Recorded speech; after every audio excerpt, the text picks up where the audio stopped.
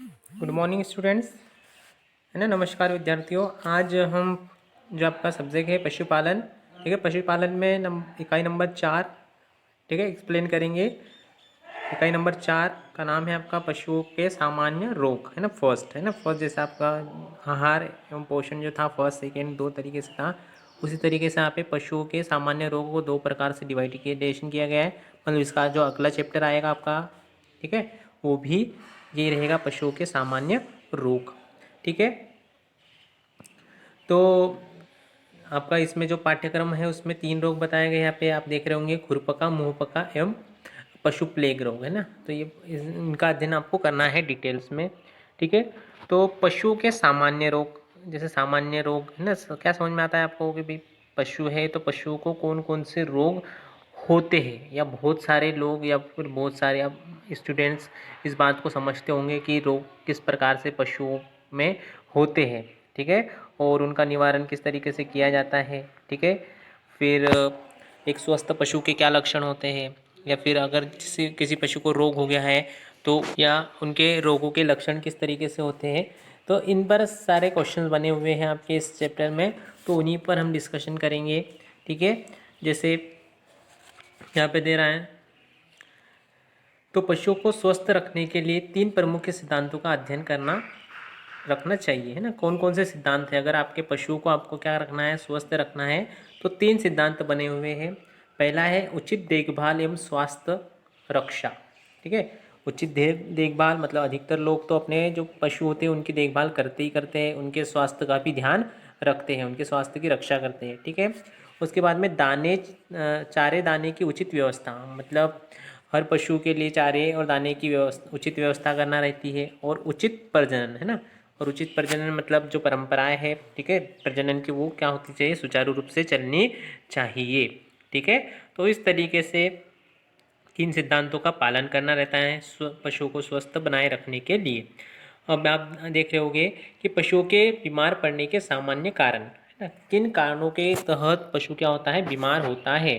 तो आपको क्वेश्चन इस तरीके से बन सकता है एग्जाम में के लिए कि पशुओं के बीमार पड़ने के कोई 3 या 4 सामान्य कारण लिखिए, ठीक है। तो आपको कारण लिखते आना चाहिए कि पशु किन कारणों से क्या होता है, बीमार पड़ता है, ठीक है।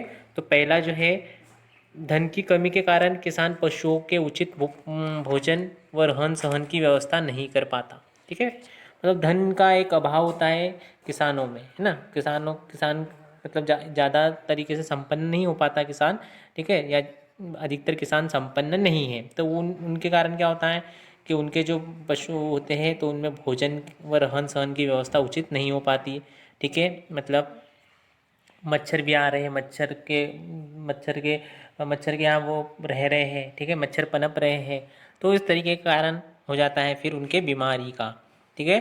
अगला जो दिया गया है आपको, कम पढ़े लिखे होने के कारण किसान पशु की बीमारियों पर उचित ध्यान नहीं देते तथा झाड़ फूक में समय गवा देते हैं, ठीक है।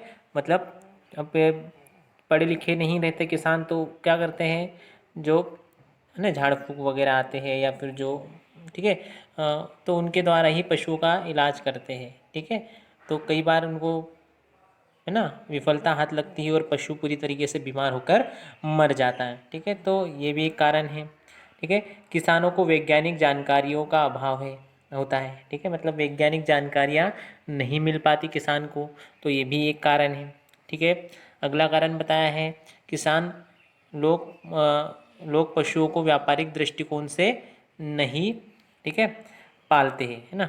मतलब जो किसान लोग होते हैं वो क्या करते हैं, पशुओं को व्यापारिक दृष्टिकोण से नहीं पालते, मतलब व्यापार नहीं करते हैं, ठीक है। वो अपने एक घर का सदस्य उनको मानते हैं जो भी उनके पशु होते हैं, ठीक है। तो उसके बाद में कम पढ़े लिखे होने के कारण पशुपालकों को पोषण का सही ज्ञान नहीं होता है, तो ये भी एक कारण हो सकता है कि भाई कम पढ़े लिखे हैं तो पशुपालक जो होते हैं, पशुपालक मतलब, ठीक है, तो पशुओं को पालता है उसको पशुपालक बोलते हैं, ठीक है, मतलब पशुओं का जो मालिक होता है उसको हम बोल सकते हैं पशुपालक। तो पोषण का सही ज्ञान न होने के कारण भी ये होता है, ठीक है। तो आपको आएगी 4 या 5 बातें जो बताई गई है आपको, तो वो लिखने के लिए आती है आपको एग्जाम में, ठीक है। अगला जो है आपका, पशुओं को स्वस्थ रखने के लिए निम्न बातों का ध्यान रखना चाहिए, ठीक है। अब क्वेश्चन कैसे बनेगा आपके लिए, तो क्वेश्चन इस तरीके से बनेगा आपके लिए कि भाई पशुओं को स्वस्थ रखने के लिए कौन कौन सी बातें होना चाहिए। तो उन 4 या 5 बातों को आपको लिखना रहेगा। तो कैसे रखेंगे, देखिए, पशुओं के लिए पौष्टिक एवं पाचक भोजन का उचित प्रबंध होना चाहिए। ठीक है, देखिए, जब उसमें बीमार पड़ने का कारण बताया तो क्या बताया कि उचित भोजन नहीं मिल पाता। यहाँ पे क्या बता रहे हैं, ठीक है ना, स्वस्थ पशु के लिए कि भी पाचक पोषक भोजन उनको मिलना चाहिए। ठीक है, मतलब वही के वही शब्दों का क्या किया गया है, थोड़ा सा चेंजेस है, बाकी एज इट इज आप आंसर लिख सकते हो। पशुओं के लिए शुद्ध निर्मल जल, ठीक है, की व्यवस्था रखनी चाहिए। मतलब अच्छा, अगर आपको स्वस्थ रखना है पशु को तो क्या होना चाहिए, उसको साफ सुथरा पानी पिलाना आपको चाहिए। पशुओं के लिए खुला स्वच्छ स्थान होना चाहिए। ठीक है, मतलब जहाँ पशु आपके बनते हैं वहाँ वो स्थान ऐसा नहीं होना चाहिए कि वहाँ पे मच्छर भी आ रहे हैं। ठीक है, और मच्छर क्या करते हैं, रोगों का कारण बनते हैं। ठीक है, रोग उन्हीं के द्वारा अधिकतर रोग होते हैं। तो वो मतलब खुली जगह पर होना चाहिए। पशुओं की उचित समय पर उचित देखभाल करनी चाहिए। ठीक है, जो जो समय पर जो जो चीज़ें आवश्यक होती है पशु के लिए वो सारी चीज़ें करना चाहिए। समय समय पर पशुओं की उचित जांच करानी चाहिए। ठीक है, जिस समय आपका क्या रहेगा, आपका समय समय पर पशुओं की क्या करनी है, आपको उचित जांच करनी है। ठीक है, स्वास्थ्य विभाग जो होता है ना, तो पशु चिकित्सा विभाग जो होता है तो हर गांव में मतलब या फिर कुछ डिस्टेंस पर होता है, कुछ 3 या 4 गाँव से मिलकर बना होता है। ठीक है, तो वहाँ पर आप अपने पशु को ले जाकर चिकित्सक जांच उसकी करवा सकते हो।